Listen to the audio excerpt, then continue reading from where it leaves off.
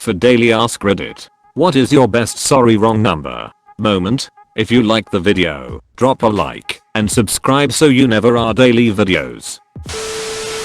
Whoever used to have my number still uses it on forms and stuff. I get calls for debt collectors, dentists, etc. One day, I get a call from a bail bondsman. This lady's boyfriend has skipped bail, and she's on the hook for $50k. Scared the shit out of me.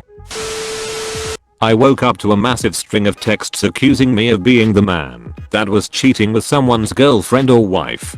I'm a woman. I didn't work at the place mentioned. They were super apologetic when I text them back in the morning. On the plus side, I got a bunch of texts from this guy saying that my brother is sleeping around with married women.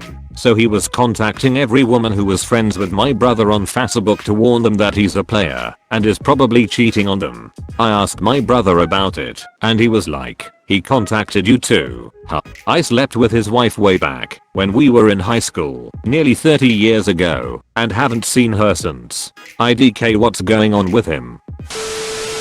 I've had a few. I got my own cell line once I hit 18, pretty much, and the number one got used to belong to a woman named Sandra. I know she was pregnant as I had gotten calls from strangers congratulating me on it, and after realizing I had no idea what they were on about, would ask if I had her new number. Dumb request, emo, but I mostly ignored it. I also got voicemail a few times from her place of work, and one sounded very serious. From what I could gather, she was a nurse, or at least worked at a hospital, and they were trying to get her to cover a shift. I called back trying to be helpful, but the person who answered was mostly annoyed. I got a call within the last year asking to speak about my son and how he's in trouble. I'm assuming the same kid from almost a decade ago is getting into trouble at school. Why they listed such an old number, I don't know. Lastly, I still get calls for her and her husband's prescriptions. No idea how many times I called to correct them, but Franz and Sandra have some set up for auto refill.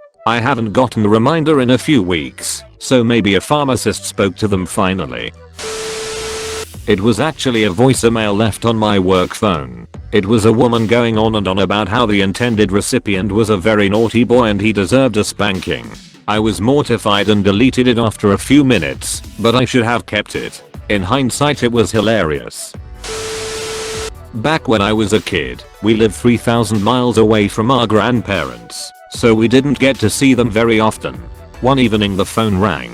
I answered and had a really nice chat with my grandma for about 10 minutes. She called me the wrong name to say goodbye, and I was confused, and we both realized she dialed the wrong number.